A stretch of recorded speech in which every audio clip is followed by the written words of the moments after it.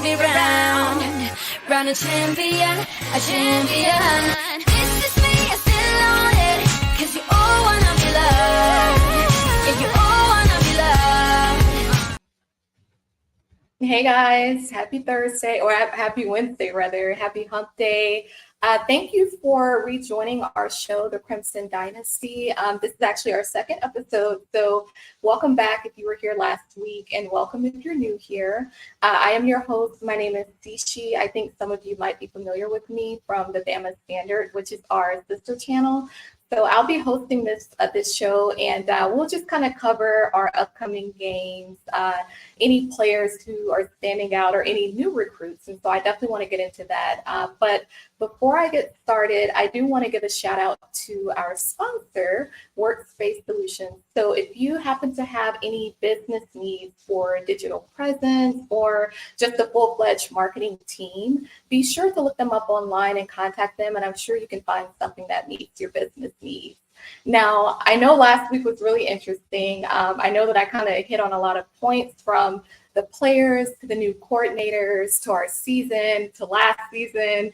And I really appreciate the feedback that I gotten as far as, like, just some of my commentary and just, the support. So I really appreciate that.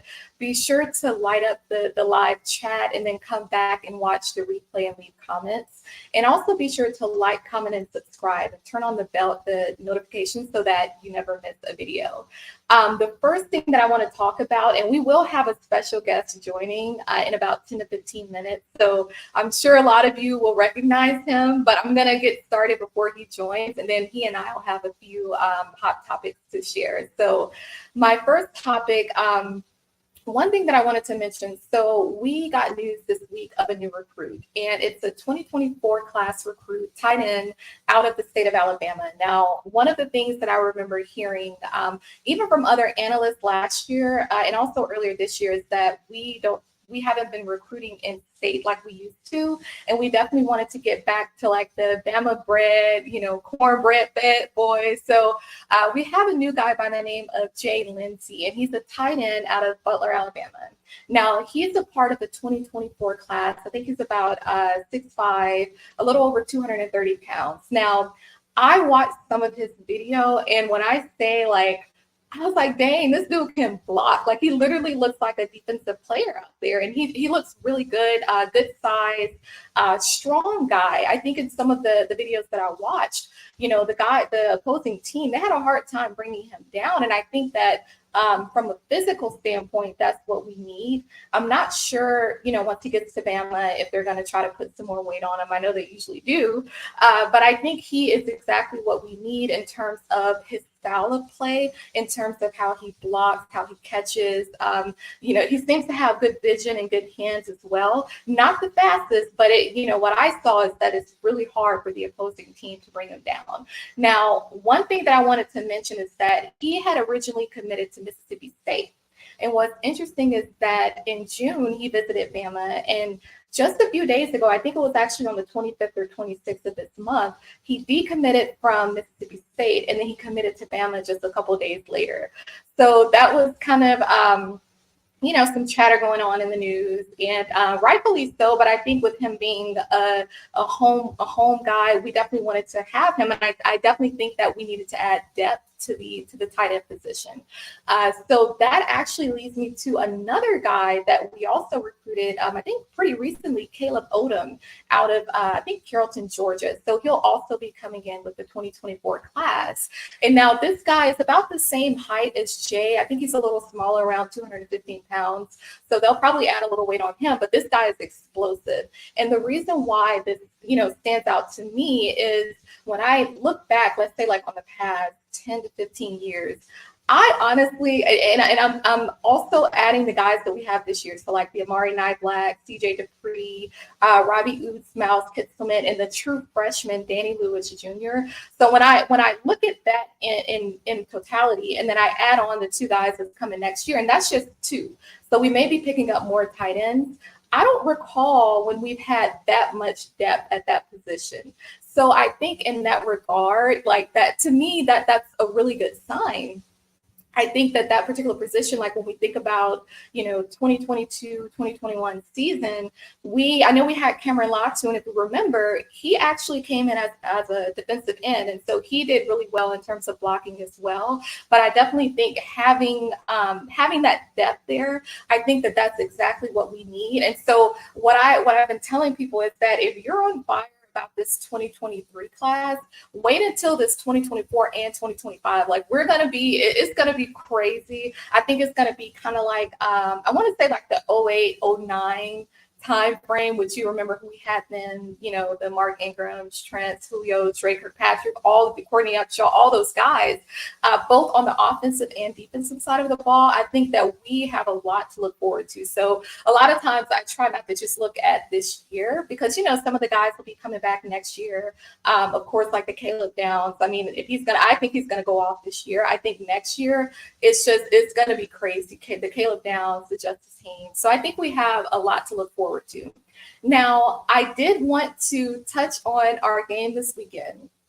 So we're playing Middle Tennessee State at home, and it's a night game. Now, I think from a strategic perspective, I think that that's good because the following week we'll be playing Texas at home, and that'll also be a night game. So I think just kind of setting the stage and getting the guys kind of like back into the rhythm, that is what we need. And so in terms of Middle Tennessee State, and that's why I said last week, if you tuned in, that, any team that we play, they're going to bring their A game.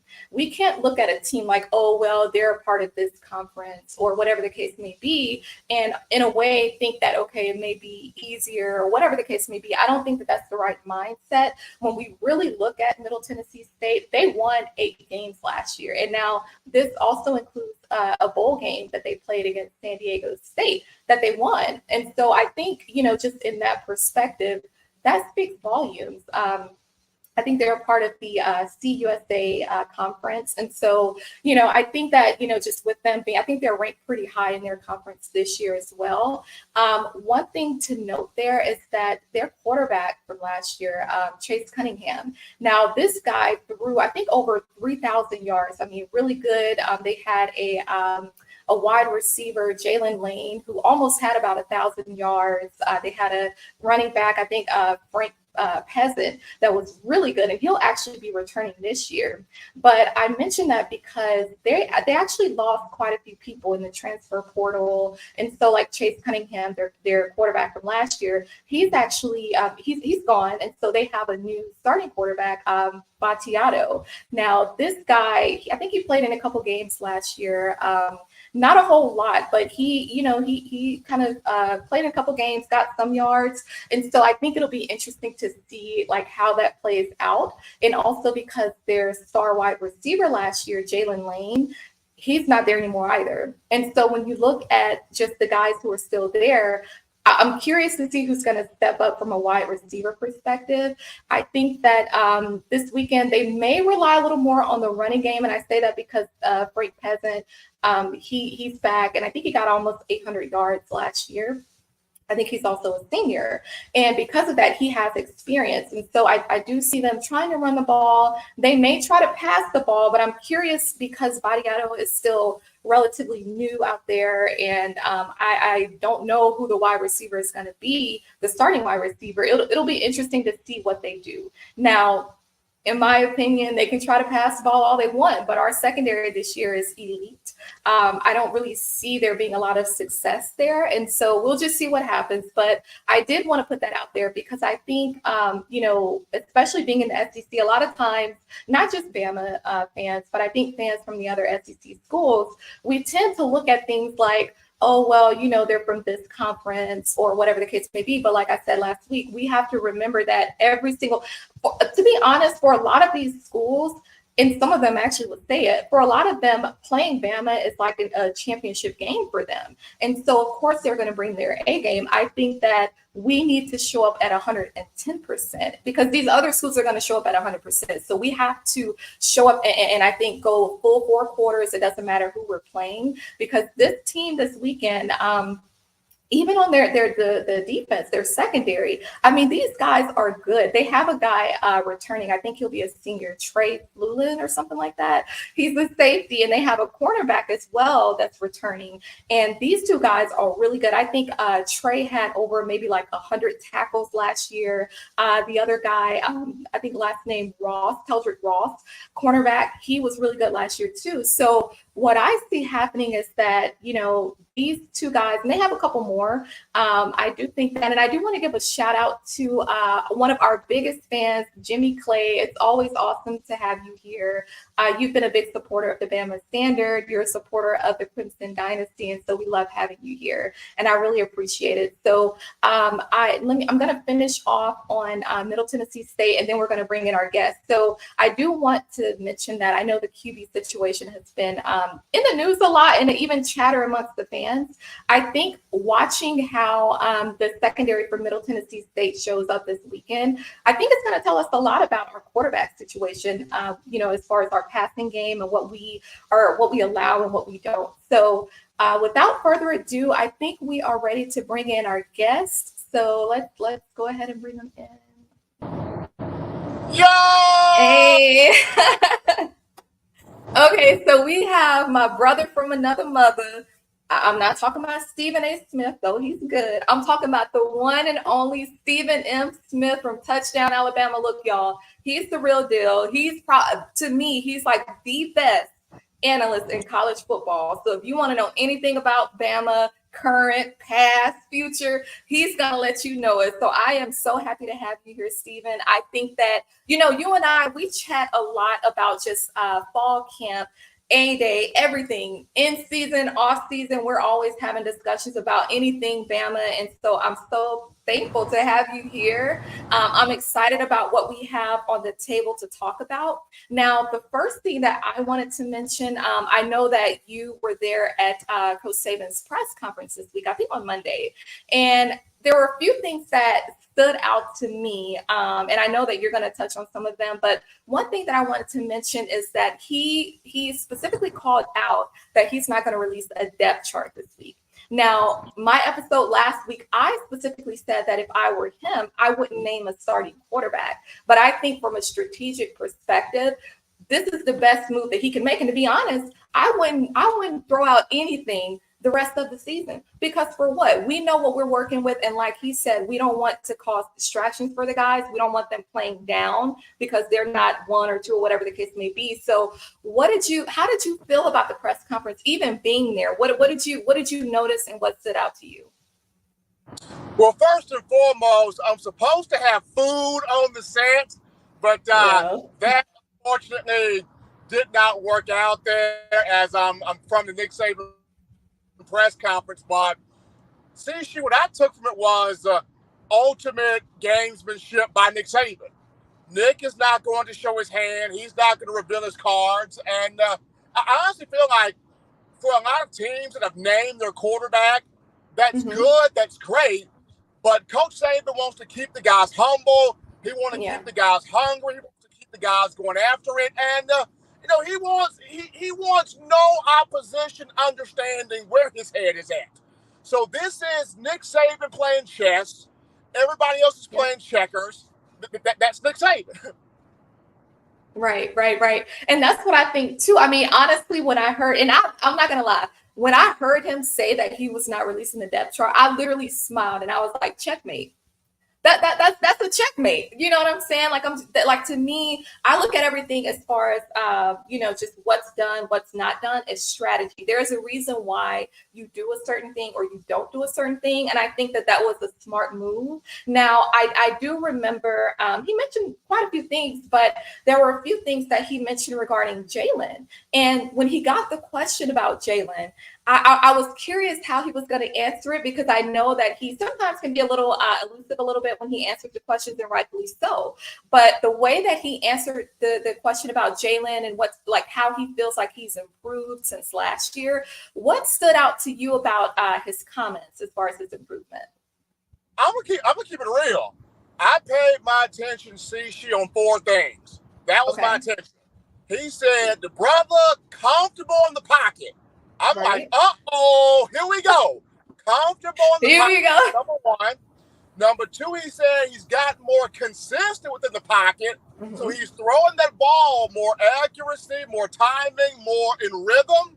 Mm-hmm. Number three, he said he's gotten more confident from the pocket. Yeah. That was huge. And then just the overall amount of improvement that the young man has made. So that tells me the team has bought into him. That tells me he's confident in his skill set as an overall complete quarterback. This also tells me get excited about what Tommy Rees is about to do because I felt like Bill O'Brien was trying to make Jalen Milroe be Bryce Young. Exactly. And I think what Tommy Rees is about to do is really unlock Jalen Milroe for who he is. But I was excited to see Coach Saban talk about how comfortable he is, how confident he is, the consistency. This dude is about to put on a show. Yes. That was the one word that stood out to me. All of it stood out, but that word consistency. And I think that that's the key part because it's not enough to have a big game, one game, but then, kind of, it just looks almost like a different person the next game. You need to show up at, like I said, 110%. Every single game. I don't care who we're playing. I think that this whole quarterback battle is going to really be what we're going to see is just another example of rat poison, even amongst the fans. I think that it is a smoke screen, and I do think that we need to get excited about what we have. I think watching our practices this week, to be honest, I'm just smiling. I think last year, I don't know if I smiled this much even during the season, but I've been smiling so much, Steven. What's going on? I mean, we did not smile at all last season. I wasn't smiling at all. We looked at the TV and we were just like, oh, well, Bama's on. It wasn't like the old times where it's like, don't call me mama, don't call me sis, don't call me bro. I don't want to hear nothing. I don't want to hear nothing. These 4 quarters over. Man, what? Like, you know how many times I would put my phone on Do Not Disturb a couple years ago? Like, don't call me. Don't text me asking me what I'm doing. You know what I'm doing. Don't ask me where I'm at. You know where I'm at. What? So Steven, so you would just turn your phone completely off. Like, you know what? I'll get back to y'all tomorrow. Yes. I will deal with y'all on Sunday. Exactly. Look. I will deal with y'all after Deacon Jones preaches message and I get my time. Exactly. Let me get some oil. Let me get some hands laid on me, just in case. No, I think this is something special. Honestly, just watching our practices this week, one thing that stood out to me on both sides of the ball is the physicality, Steven. I mean, that these guys, honestly, they look like monsters. They look like almost like machines. And I cannot wait to see them out there on that field, getting in the zone. When you really think about it, Steven, it still makes me mad when I think about the level of disrespect. It wasn't even the disrespect last year. On every side, it was the level of disrespect. It was the audacity that really stood out to me. My thing is, we've been winning. We've been the dynasty. So the type of disrespect that we got last year, I think if we as fans felt the way that we did, then surely the players felt as bad or worse. And so when you're watching these practices, Stephen, and you see certain guys, the Latham, the Caleb Downs, the Jake Popes, Devontae, all of them, how do you feel about this physicality? Is that something that's noticeably different to you? It is. I mean, I've said this before. Kevin Steele's baptized his whole team. Steele has baptized his whole team, especially defensively. Bama's got dudes everywhere, and they're coming after you. They're getting after you. They want to be mean. They want to be physical. The offensive line, Eric Wolford's got grown men putting guys in the dirt. So this is a team that's been tired of hearing, you're soft, you can't do it. Georgia's the new dynasty. Georgia's the new staple. They want to go out there and prove something. I'm really excited for Saturday just to see the guys in the trenches, but most importantly, to see this coaching staff, because everybody on this coaching staff knows we were not Bama the last 2 years. We were not. This is how it is. We were not. So in order to get back to what we need to get back to, us as coaches, we got to hold ourselves accountable. So I'm looking forward to seeing what this coaching staff looks like on Saturday. Everybody holding themselves accountable for the start against MTSU. Yep. I agree. Hey, and really quick, I do have to give a shout out to Bill.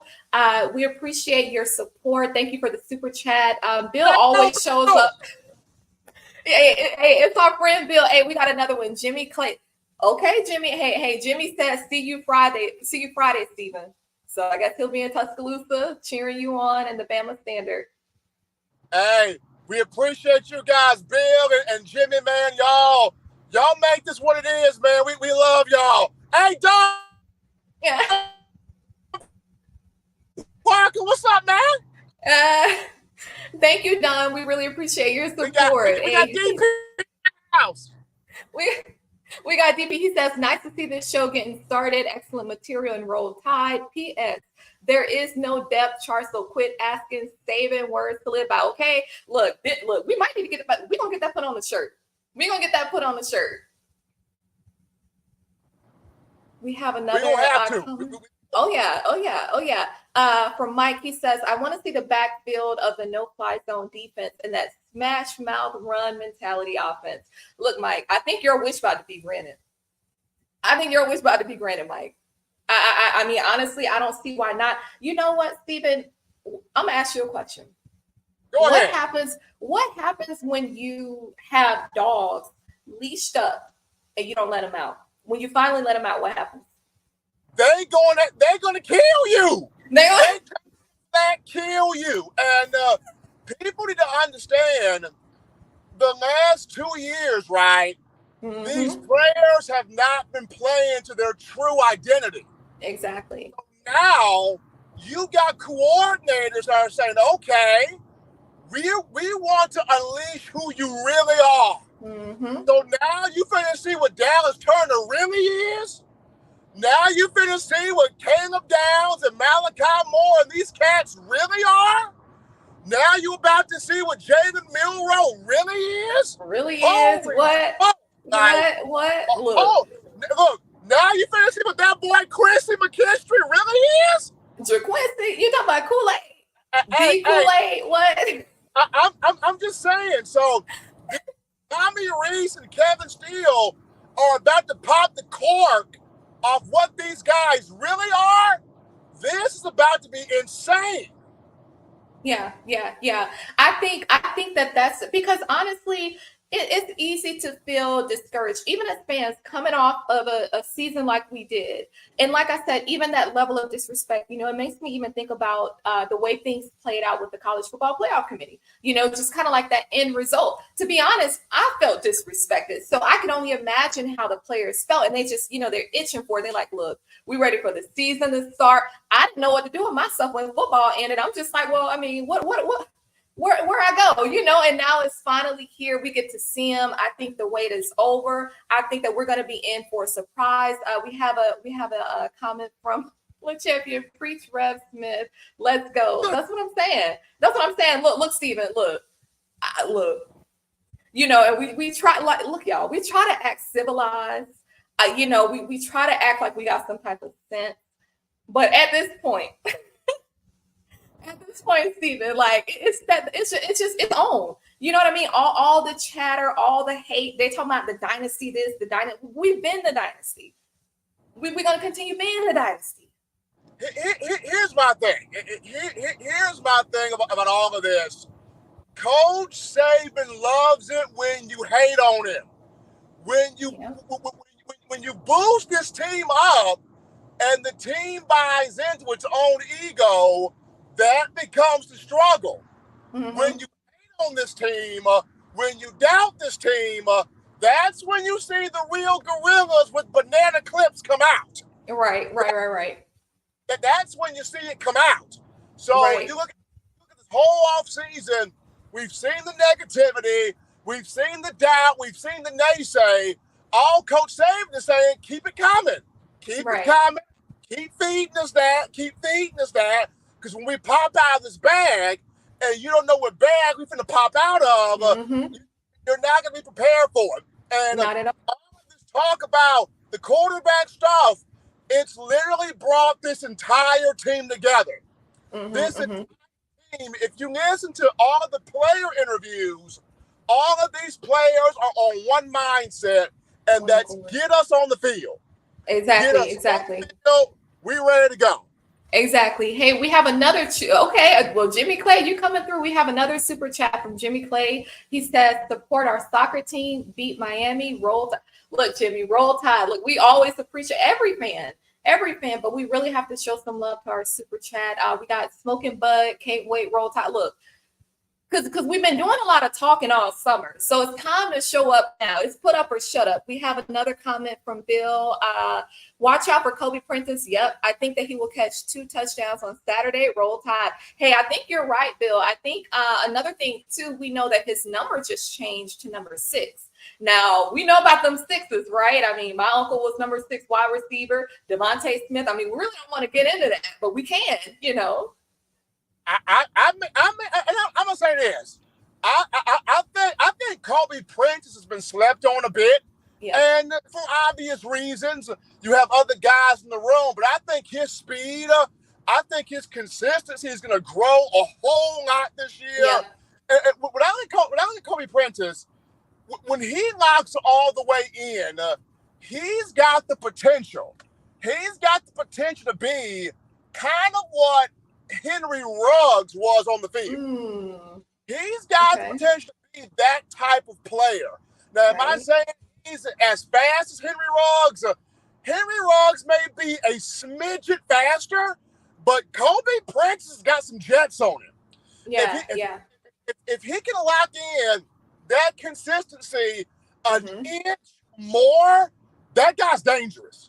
I think so too. Yeah, I think so too. You know what? I'm going to go out on a limb and I'm going to compare this wide receiver core that we have to the 2019 when we had, you know, the Devontae Smith, Jalen Waddle, Henry Ruggs, Jerry Judy, Slayton, all of them. What I see, I think it might even be a little better. To be honest, I think it might be better, right? And the reason why it could be is they now know they have to step up. And I think that's going to push them to be better because they all now know we got to do this now. Like we kind of played around last year. You know, we weren't consistent. We were waiting on Bryce to bail us out. Bryce ain't here no more. That's going to make them step up. Exactly. Hey, we have another super chat from DP Don Parker.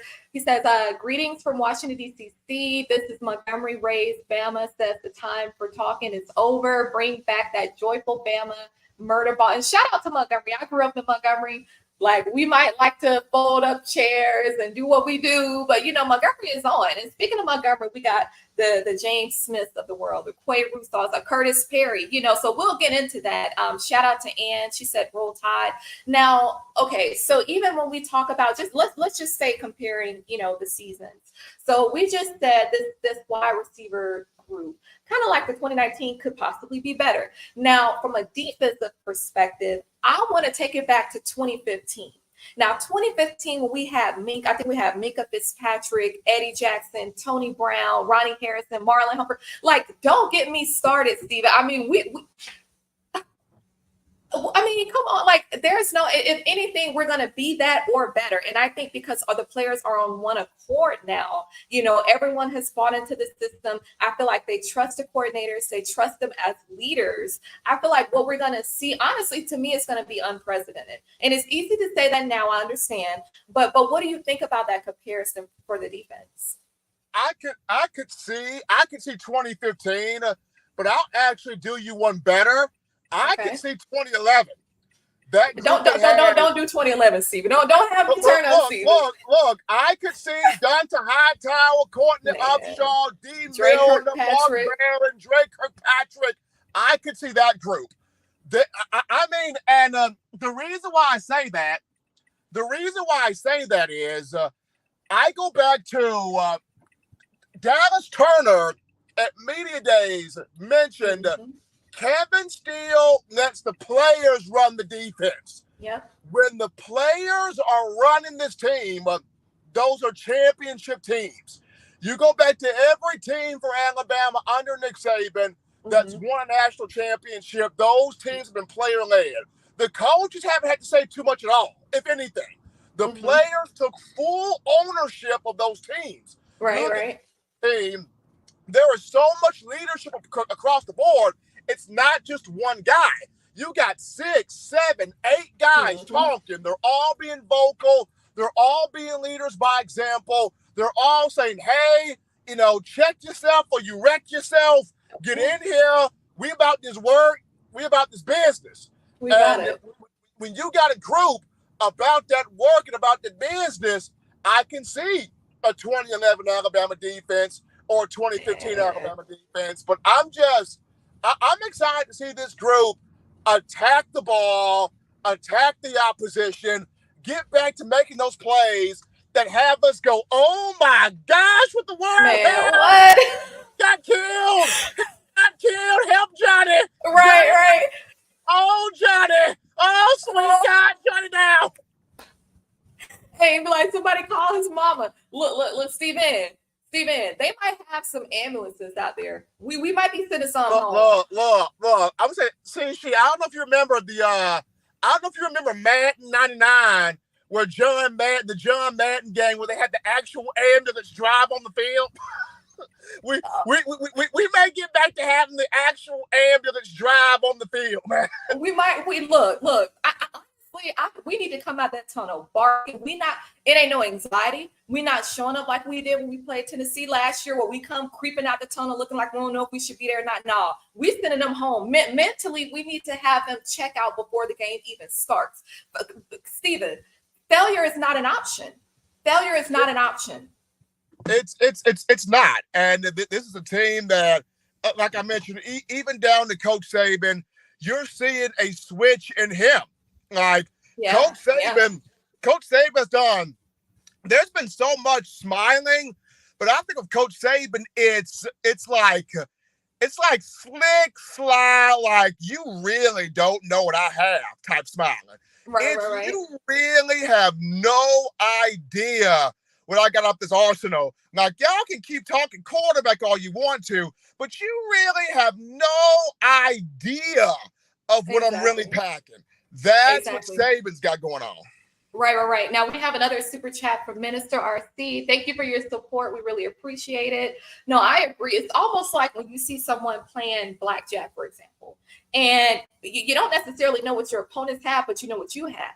So you're sitting there with a little slick smile, like, you know what, go ahead and show your hand. I'm not showing mine. And you know what, honestly, Steven, I think that press conference Monday, when I saw Coach Saban walk up there with that haircut, I knew he meant business. Look. So on the flagship show, the Bama Standard, our own Justin Riley sat there and said, "I gave Nick Saban just for men." I didn't do that. I didn't do that. I did not give Coach Saban the golden hair coloring. However, he's ready. I mean, he's ready. Yeah. He's ready. He's prepared. He's locked in. And my thing is also, as we're continuing just this fun, the Bama still saying, yes, I did. Great. But what I'm looking forward to, especially with the offense, is. Sorry to interrupt. I got to shout out Jimmy Clay again. I mean, he just hitting us up, Steven. He hitting us up, Steven. He want us to let loose tonight, Steven. I mean, I don't know. I think he want us to let loose tonight. Look, man. I got the hydration right here. I got the hydration right here. Too. So, but what I want to see is definitely with Tommy Rees. I want to see what does he come out with the first drive of this game. What does he do in the run game, in the pass game, the tight ends, the receivers? Does he go roll out with Jalen Milroe and they hit Malik Benson for an 80-yard touchdown? Like, what does Tommy Rees roll out of here that first drive of the game? Well, and speaking of which, one key player on the offense that I'm looking forward to seeing, and I want to see how Tommy Rees uses him, is Jamarian Miller. Now, this is the guy, Stephen, and I know I called into your show a few times last year, and I was just, I was feeling some type of way, and I was just amped up. I'm like, I don't understand why we didn't play him more than we did. I mean, literally, he was averaging at least 6 to 8 yards per carry. I couldn't understand it, and I just really hope that the coordinators, the coaches, they see what he can do and they leverage that. I think with him, and what's incredible with him is, if I could kind of make a comparison right now, he kind of has that subtle shiftiness of Mark Ingram, the ball contact balance of Josh Jacobs. That's what he is. He's kind of a blend of those two. He can also catch the ball at the backfield, which is really awesome. Jam Miller popped off last year. He did. And I think Jam is going to continue that.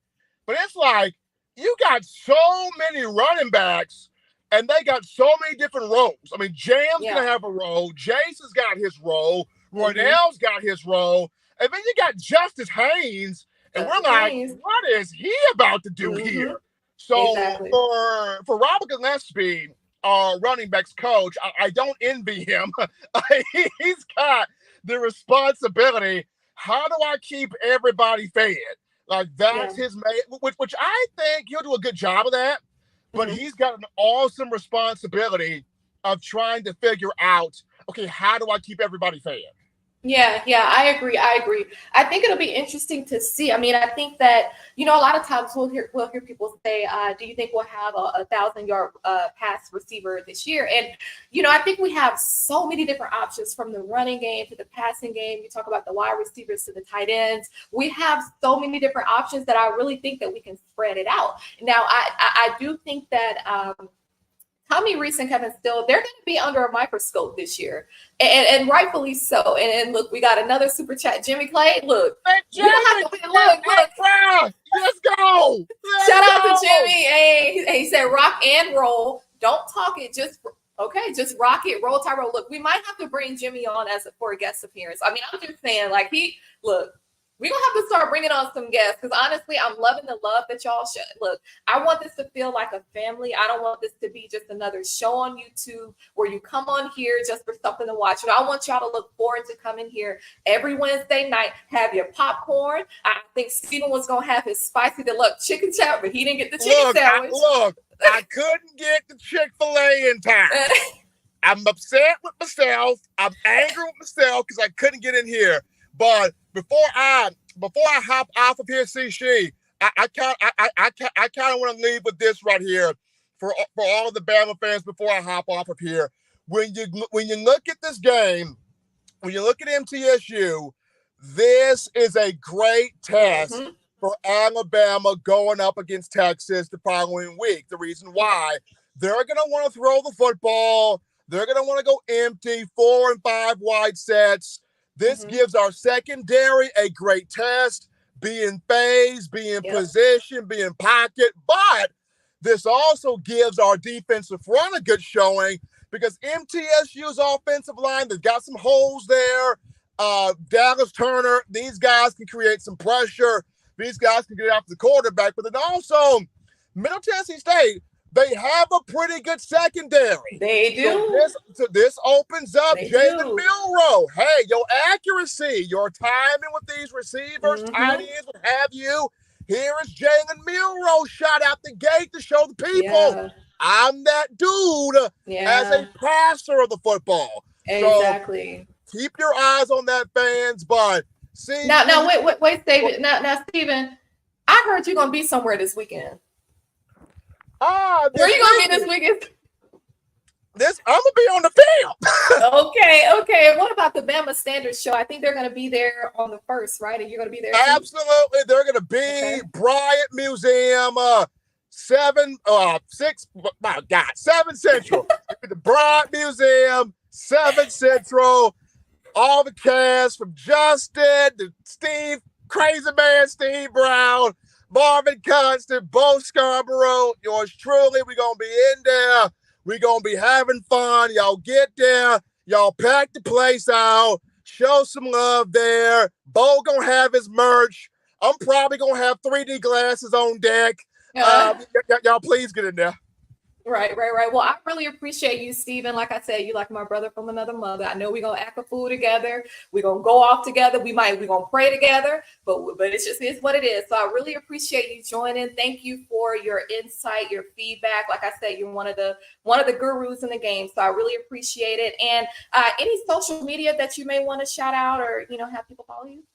Oh, yeah, they can follow me, Coaching M. Smith on Twitter. That's at Coaching M. Smith on Twitter. And in about 20 minutes, we're about to go live with In My Own Words. So check that out in about 20 minutes here on YouTube. All right. Well, thank you so much, Steven. I really appreciate it. No problem. All right. Well, there you have it, guys. Look, I know I'm not the only one that feels the way that I feel. I know that I'm passionate, but I know I'm not the only one. And I know that we have some real fans. Like I mentioned last week, if you tuned in, we have, I think we have something special. I know that there was a lot of frustration last year, and to be honest, the year before, 2021 as well. But I think because of what we have this year, and I know it's easy to say that, in the practices, fall camp, even A-Day, but I really think that, we need to kind of shift more so towards the positive side of things.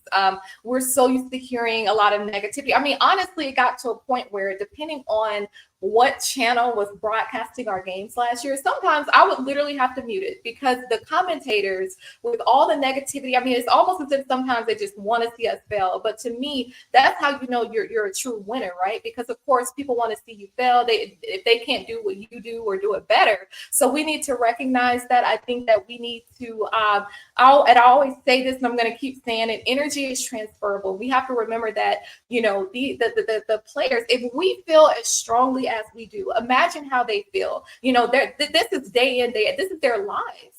So of course they feel just as strongly, if not stronger than we do. I mean, it impacts their livelihood. So we have to understand that even on the field, let's say if a guy happens to make a mistake, a guy drops the ball, we need to be showing them some grace because at the end of the day, we're not out there with them.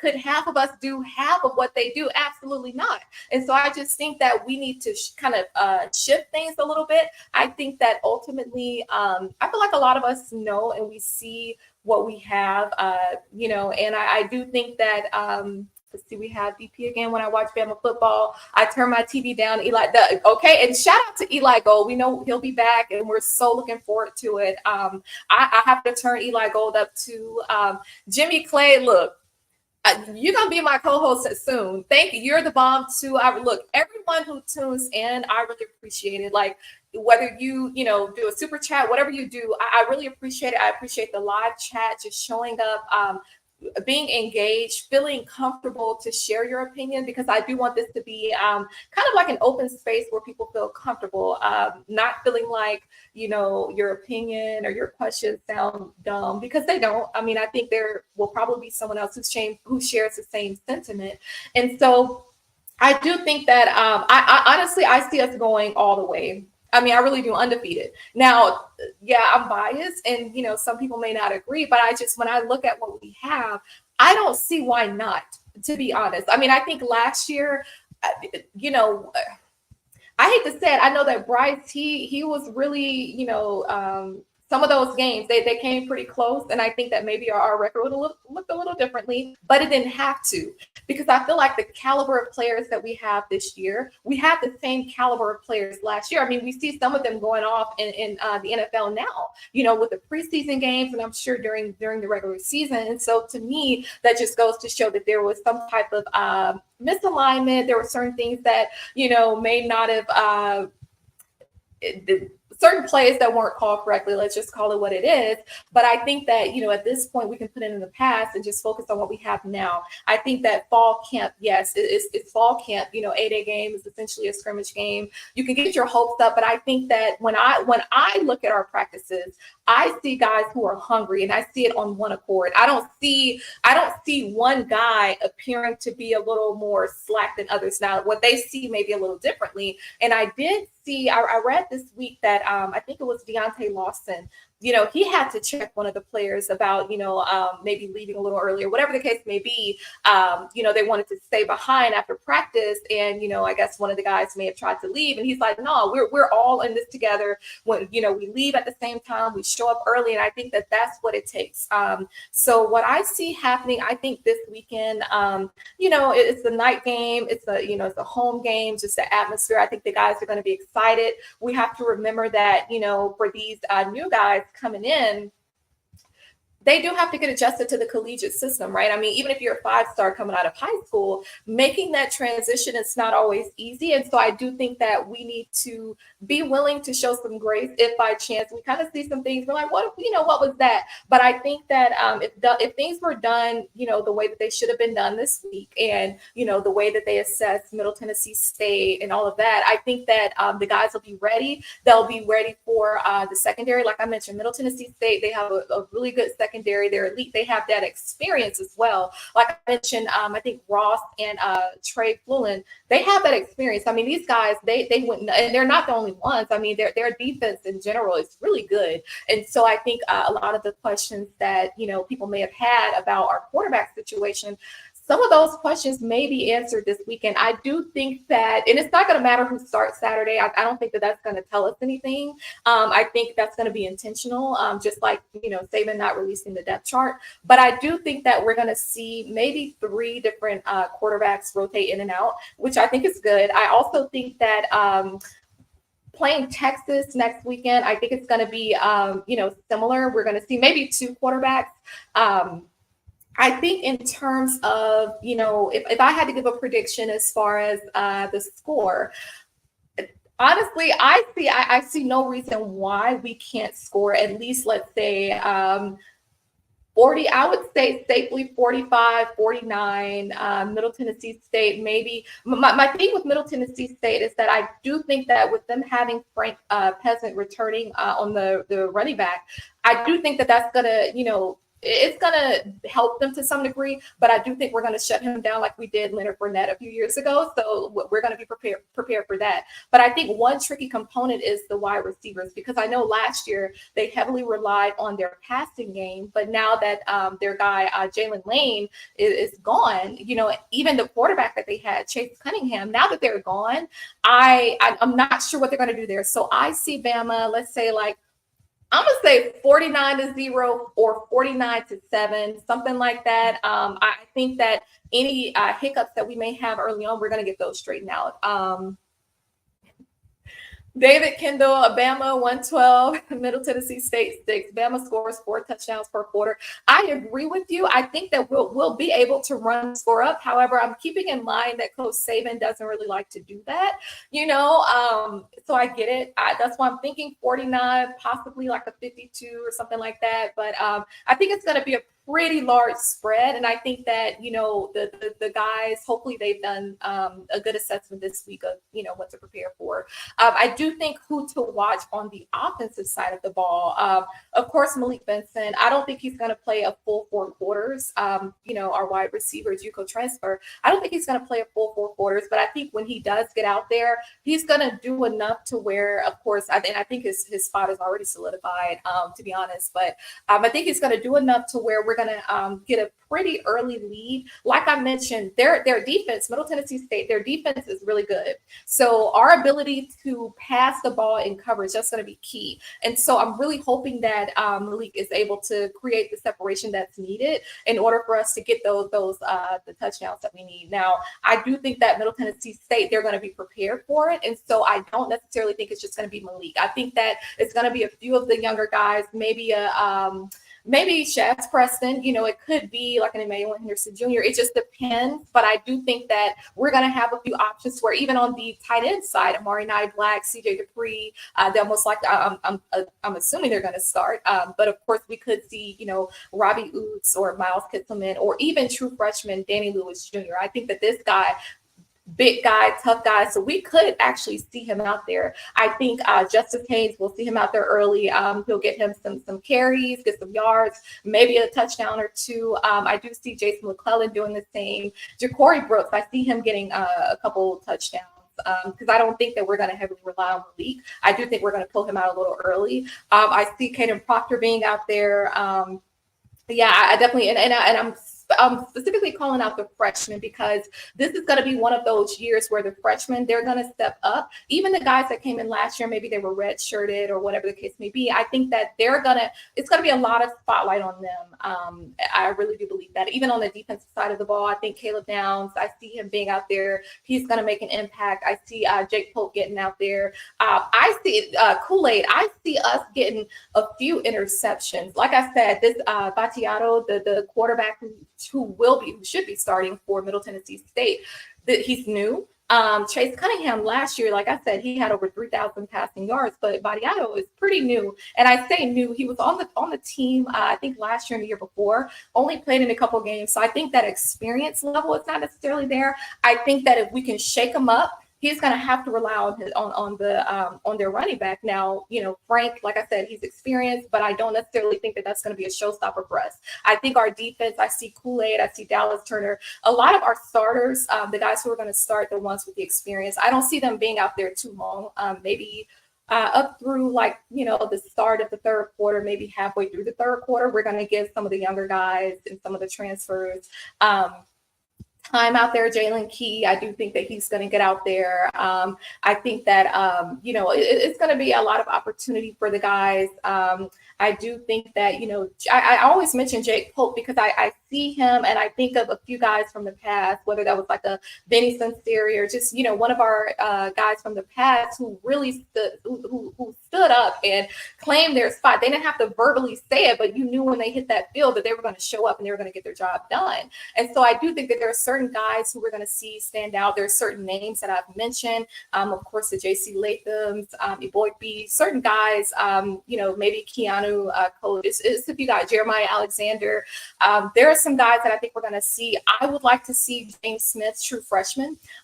He's actually from Montgomery. He had signed same day, same time with Quay Russaw. They both went to Carver High School. We know that, Montgomery tends to produce really good talent, especially out of Carver, different places in Alabama, Curtis Perry from Montgomery as well. I love to see some of the guys that we get out of Georgia. So whether that was like Justice Haynes or Caleb Downs, I think that's the fact that our season ended the way that it did last year and we were still able to recruit out of Georgia. I think that spoke volumes, not to mention the transfer that came from Georgia, Tresman Marshall. Now, I think he's going to start, and I think he's going to blow everyone away. I think that we're loaded. I think we're going to be more than loaded next year and, a couple years to come as well. And so we have a lot to look forward to. I'm excited. I think that we're going to have a few standout players this weekend. I see pick sixes. I see, more than 4 touchdowns, to be honest. I see us forcing fumbles. I think that Dallas Turner is going to get in. He's going to do his thing. He's not going to be in the game the whole time. Chris Braswell is going to be in as well. So I'm also looking forward to seeing Blackshire. I want to see Blackshire out there as well. So I know that I'm naming a lot of names, but I want y'all to just, remember them when you see them, just remember those names. We have a lot to look forward to. We're going to see some guys rotate in and out. I mentioned in the episode last week that I think as far as like the schemes and what we come up with on both sides of the ball, we're going to see that kind of change here and there, which is why I think it was even, more so important not to release a depth chart.